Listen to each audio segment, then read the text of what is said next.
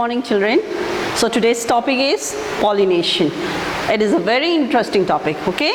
Now let's start with the definition.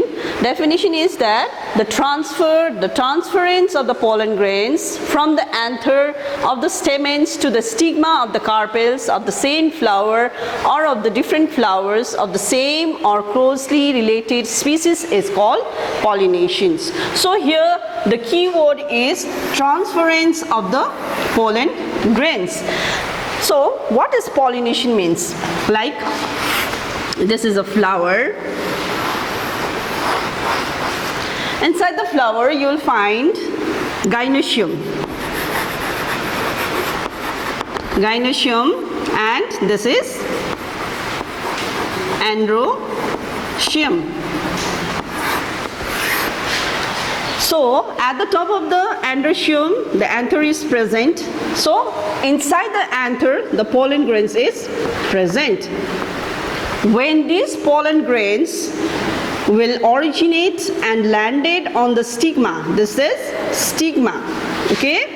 Landed on the stigma, then this process is called pollination. So pollination may take place in the same flower or two different flowers of the same plant, or two different flowers of the different plant but of the same species. That means if this is a mango plant, this is also mango plant. Now types of pollination. Pollination is two types: self-pollination and cross-pollination. Self means automatically, when the pollination takes place automatically, then it is called self-pollination. It is again of two types. One is autogamy and deuteronogamy. When the pollination takes place with the same flower, then it is called autogamy. When the pollination takes place between the two different flowers of the same plant, then it is called deuteronogamy. Actually in this term, this gamy is common, okay? Now this gamy means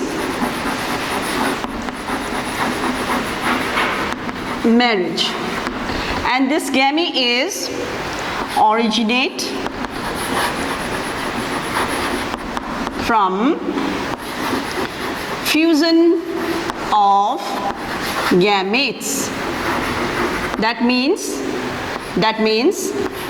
fusion of pollen grains with eggs. Now cross-pollination. Cross-pollination is also called allogamy. When there is two plants bearing two flowers, if the pollen grains from this flower is transferred to the another flower, that is if it is landed on the stigma of that flower, then it is called cross-pollination or allogamy. So to transfer these pollen grains from one flower to the another flower, it requires some agencies, and that agencies are called pollinators. And that pollinators or the agencies may be abiotic agents or the biotic agents. So A means absent and biotic means living, okay? So abiotic agents means non-living agents and biotic means living agents. So under abiotic agents it comes wind pollination. If it is wind, then it is called Entomophily, and if it is, and then under this group it comes water, that is called Hydrophily. Under biotic agents it comes insect pollination, and that is called Entomophily. Then bird, that is called Ornithofili, and last one is snail, that is called Megasporogenesis. There are some advantages and disadvantages of the self-pollination.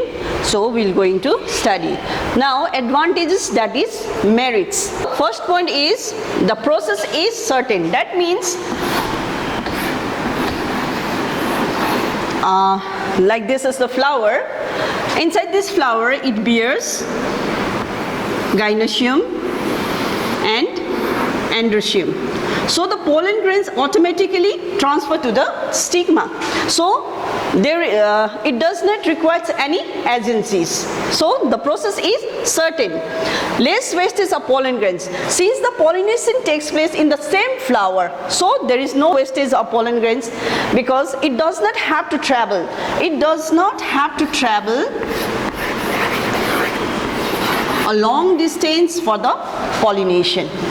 So there will be the less wastage of pollen grains, and it maintains the purity of the species. Since the pollination takes place in the same varieties, like in the same flower or two different flowers of the same plant, so in the same variety the daughter plant produced will be of the same variety. So it maintains the purity of the species. Now there are some demerits also, disadvantages, like the number of the seed produced is relatively less. Since the pollen grains does not have to travel a long distance for the pollination, so the plant produced a less number of the pollen grains. And the seeds on germination produce weaker offspring.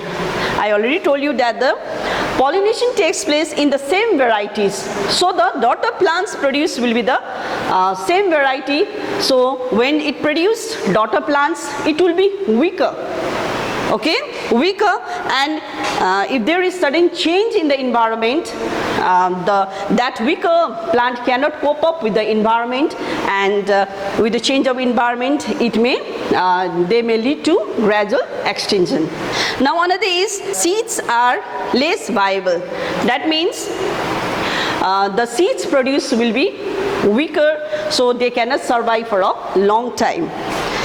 And no chance of formation of the new varieties. Since the pollination takes place in the same varieties, so there will be the lack of recombination of the contrasting characters, so there will be no chance to obtain any new varieties. Now see the advantages and disadvantages of the cross-pollination. That is advantages, that is merits, is due to the recombination of the contrasting characters, healthier offsprings will be produced. The daughter plants produced will be healthier, and the seeds are more viable. That means the seeds can survive for a long time, and due to the combination of the contrasting characters, it produces new varieties. And demerits, the process is uncertain. That means it is totally dependent on the agencies. It cannot take place automatically. So the process is uncertain. And more wastage of the pollen grains. In the cross pollination, what will happen? The pollens has to travel one flower to the another flower. That means it has to travel a long distance for the pollination. So there will be the less wastage of the pollen grains. When the pollens will travel, pollen grains will be lost, so there will be more wastage of the pollen grains. And since the pollination takes place in the different varieties of the species, so it will produce new varieties of the species. That is, daughter plants, new varieties of daughter plants will be produced, so it cannot maintain the purity of the species. Now we will study about Entomophily or wind pollination. That is which comes under abiotic agents. Okay, actually the anemo means wind and phily means to love. Okay, we know very well that most of the pollination takes place by various agencies like abiotic agents and the biotic agent. In abiotic agent, wind play a great role in pollination. Entomophily is basically a pollination by wind. So it is a abiotic pollination, and in this process pollen grains are transferred from one flower to the another flower by air, and so it is called Entomophily or wind pollinated flower, and the flowers are called anemophilous flower. Entomophily or wind pollination is very common in gymnosperm, angiosperm and grasses, for example, maize, paddy, bamboo, coconut, etc. Now, as the agency here for the pollination is wind, so the plant produced a large number of pollen grains, because the pollen grains, when it travel from one flower to the another flower, a large number of pollen grains will be lost before they will reach to their destination. So to compensate that loss, the plant will produce a large number of pollen grains. There should be some special features in the flower which are undergoing this pollination, that is wind pollination. So the special characteristics of the wind pollinated flowers are like the stamens with long filament remain exposed, the anther are versatile, so they can be easily carried out by the wind current, and pollen grains are small, dry, non-sticky, light in weight, so they can be carried to a larger distance by the wind current, and stigma bristly or stick, so they can catch the airborne pollen grains easily. The flowers are not attractive. That means because here the agency is wind, so it does not have to attract the wind for the pollinations. So the flowers are not attractive. Another is Entomophily flowers are unisexual. Uni means one, sexual means sexual organs. If in the flower only one sexual organ is present, that is called unisexual. So the Entomophilous flowers are unisexual, because if it would be bisexual, the pollination would take place within that flower. But since it is unisexual, so it takes the help of the wind for the pollination. Another is wind pollination is not directional process, because it is purely non-directional process, because wherever the wind blows, the pollen grains move. Okay, now hydrophily or water pollinated flower. Hydro means water and phily means to love. When the pollination takes place with the help of the water, then that is called hydrophily or water pollinated flower. As we know that most of the pollination takes place by the insect, and hydrophily is a biotic agent, and it is very rare in the flowering plants. As we have seen that only 30 genera of the plant showing hydrophily, the other are showing either the pollination by the wind or by the insect. The water pollinated flowers are found in the marine water or fresh water. It is not necessary that the plants which are found in the water bodies show hydrophily only. There are some aquatic plants which are found in the water bodies, but they does not show any hydrophily or the pollination by the water. They show the pollination either by the wind or by the insect, like water hyacinth and water lily, which are found in the water bodies, but they do not show the hydrophily, but they emerge on the surface of the water and are pollinated by the wind or the insect. Hydrophily is noted within the flower of the aquatic plants like Vallisneria, Hydrilla and Nagas. Now let me explain the mode of pollination in Vallisneria plant. Actually, the Vallisneria is a dioecious plant. That means the female plants bearing the female inflorescence and the male flower bearing the male inflorescence. The female plant bears coiled stalk. With the help of this stalk, the flower reaches on the surface of the water. This stalk will be coiled, but at maturity, this coiled stalk becomes uncoiled and becomes long. And due to the elongation of this stalk, the flower reaches on the surface of the water. Initially, this stalk will be in the vertical position, but due to the elongation of the stalk, it lies in the horizontal position on the surface of the water. Likewise, the male flower at maturity, the male flower will detach from the parent plant and it reaches on the surface of the water. So, since the both male and female flowers will found on the surface of the water, the act of pollination takes place. As soon as the act of pollination takes place, the stalk again goes down inside the water by coiling. Okay, now then the other process, that formation of fruits takes place. That means only the act of pollination takes place on the surface of the water. The other process takes place inside the water. Now there should be some special features in the flower which are undergoing this water pollinated flowers also. So the characteristics of the water pollinated flowers are, the flowers are smaller, inconspicuous, means in group, light in weight, colorless, so they can be easily carried out by the wind current. Another is, the flowers are always covered by the waxy substance called mucilage cover in order to prevent them from getting wet. Another is, pollen grains are smaller, lighter in weight, so they can be easily carried out by the wind current to a greater distance. And the stigma are provided with the bristles, so they can easily catch the pollen grains. Now let's study about the different types of biotic agents. First one is entomophily or insect pollinated flower. Entomo means insect and phily means to love. Okay. When the pollination takes place with the help of the insect, then it is called entomophily or insect pollinated flower. It is the most and specialized method of pollination. The insect visit the flower in search of nectar, in search of fragrance, and to take shelter also. So even doing so, they bring about pollination.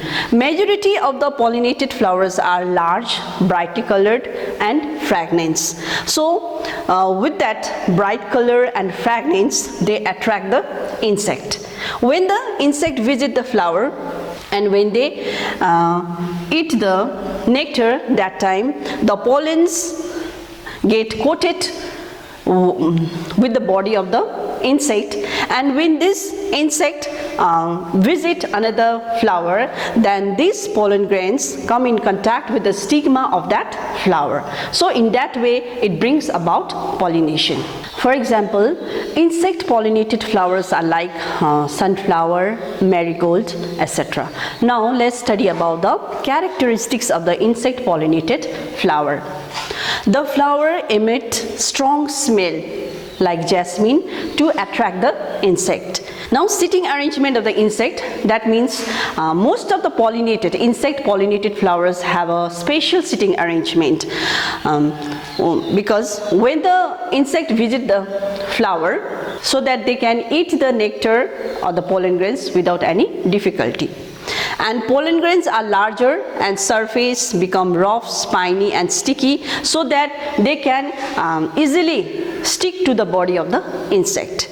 And last one is, the stigmatic surface is rough and sticky, so that the pollen grains stick to it firmly. Okay, now another is Ornithophili. When the pollination takes place with the help of the bird, then it is called Ornithophili or bird pollinated flower. Actually, ornitho means bird and phili means to love. Okay, the Ornithophili or bird pollinated flowers are tubular or arm-shaped or cup-shaped and brightly colored and rich nectar. Because of this nectar, they attract a bird. When the bird come for this pollen grains or nectar, the pollen grains will be transferred to their body, and when this bird when land on the flower, then that time that pollen it will release that pollen grains on that the stigma of that flower. In that way it bring about pollination. Now the characteristics of the bird pollinated flowers. The flowers are tubular or arm-shaped or cup-shaped and brightly colored to attract the bird. And nectar, due to the presence of the nectar gland on the sepals or the petals of the flower, it will produce a large amount of sweeted fluid nectar. And pollen grains are sticky in nature so that it can easily stick to the body of the birds. Bird pollinated flowers are also called ornithophilous flower. For example, Butea species and Bombex species. When the pollination takes place by the mollusca or snail, then it is called Malacophilous or snail pollinated flower. For example, aroids, etc. Now another topic, that is Microsporogenesis. Okay, now that is the development of male gametophyte. Actually, the microspore means male gamete and genesis means development. So it forms the definition that development of male gametophyte is called microsporogenesis. Now see, actually what is microspore and where it is found? Okay, microspores is nothing but the pollen grains. It is found inside the anther. Okay, inside the anther. Now we will study about the development of male gametophyte, that is microsporogenesis. Now let's see the structure of the pollen grain. Okay, this is nucleus, this is intine, inner cell, and this is outer cell, and this is vacuoles, and this is cytoplasm. Okay,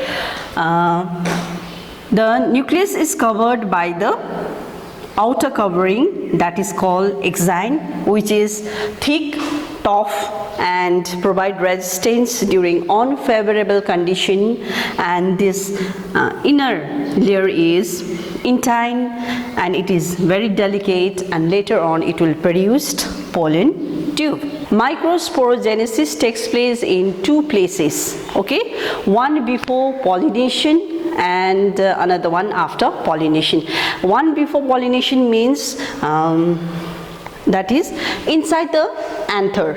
Okay, before pollination means inside the anther, and after pollination is when the pollen grains land on the stigma, then it will produce a pollen tube. That time, okay, that the microsporogenesis takes place. So that is after pollination. The place where it gets weak is called germ pore. The nucleus then undergo mitosis division and divide the cell into two cells, the larger cell and the small cell. The larger cell bears a large nucleus and the small cell bears a small nucleus. So the larger cell is called vegetative nucleus and the small cell is called generative cell or generative nucleus. Here the small cell remain intact with the intine cell. Then complete development of the cell takes place. Then you will find the cell, small cell floating on the large cell. Then generative nucleus cells undergo mitosis division and it will divide and give rise to two male gametes.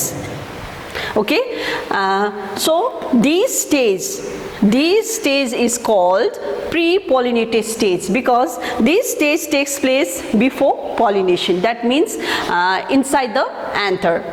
That is, the formation or a pollen grain takes place inside the anther. When it produces this structure, then this intine cell will come out through XII by rupturing it in the form of protozoan. Then this protozoan develop into a pollen tube and it give rise to a complete development of the male gametophyte. So at the end it bears vegetative nucleus, or it is also called tube nucleus, and it is also followed by the two male gametes. Later on this cell will be degenerate. So the complete development of this pollen tube is called microsporogenesis. Now another topic is Megasporogenesis, that is the development of female gametophyte. Actually, the megaspores means female gametophyte and genesis means development. So it forms the definition like development of female gametophyte is called megasporogenesis. Okay, actually the formation of megaspores takes place with the word MMC, that means megaspores mother cell. Megaspores mother cell is formed of archisporial cells, and it is actually hypodermal cell, which means it is originated from the ovary wall. And these archosporial cells very clinically divide into two cells, that is outer cell and the inner cell. This outer cell is primary porital cells. It divides or not divide, it totally depends on it. And this internal cells is called primary sporogenesis, which acts as a MMC, which will function as a MMC, that is megaspores mother cell. Now this MMC, that is the megaspores mother cells, that is diploid in number, will undergo meiosis division, and it will produce 4 cells that will be haploid in nature, and it is called linear tetrad. And out of these 4 cells, 3 will provide nourishment to the 4th cell, and later on this will degenerate. Okay, then this nucleus will act as a functional megaspores. This functional megaspores then undergo first mitosis division, and it will produce 2 nucleus. Okay, then this nucleus, these cells will undergo again second mitosis division and produced 4 cells, 1 nucleus in each cell. Then these cells will undergo third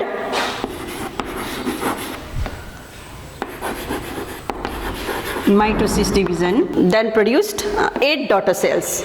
Okay, 8 daughter cells. Then when it produced 8 cell, the 1 cell from each group will come in the center. Okay, when it come in the center, they will not combine, but only the outer cytoplasm will combine.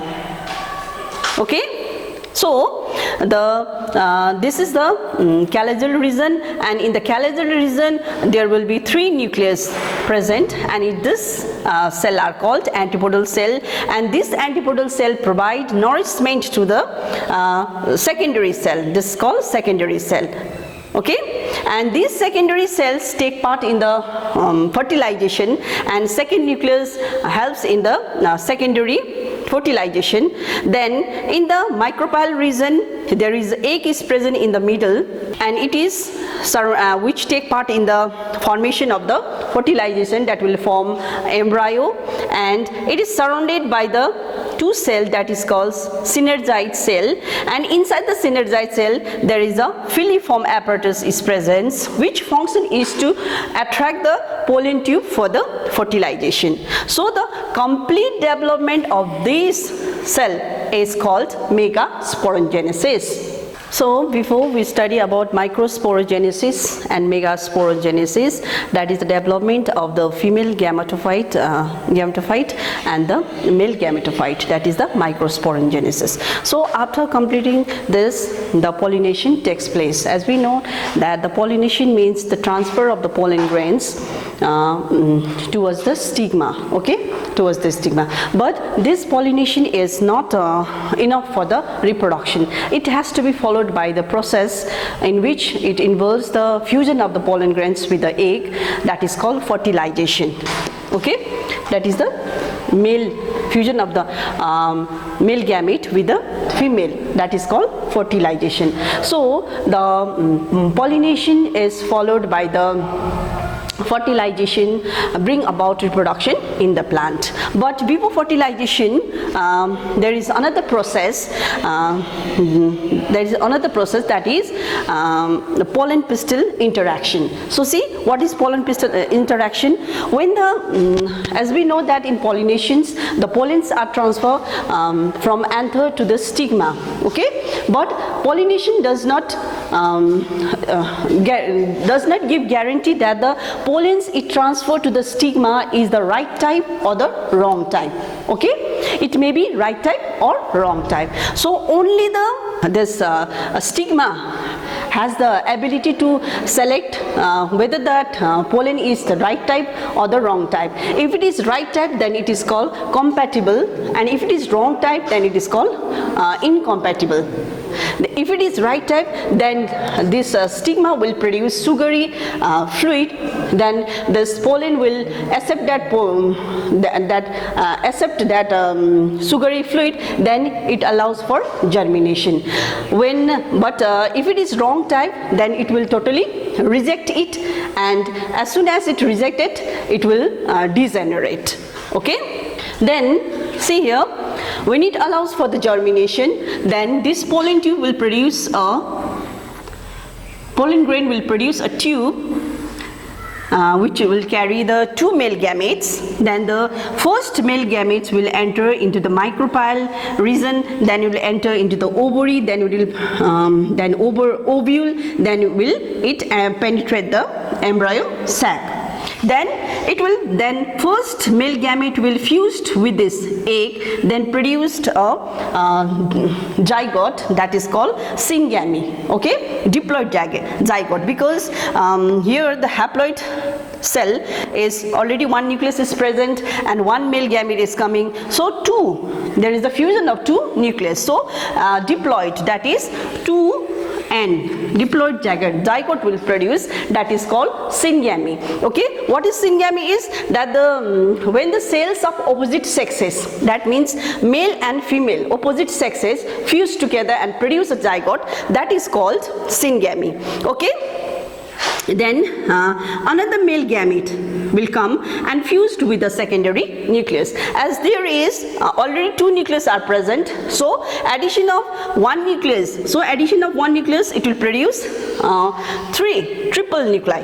Okay, then that is called endosperm nucleus also and triple nucleus also. So here actually the two times the fertilization is taking place. One, the first male gamete fused with the egg, and another is another male gamete fused with the secondary cell. So this case shows two types of fertilization, so it is also called double fertilization. Okay, this much for today. Thank you.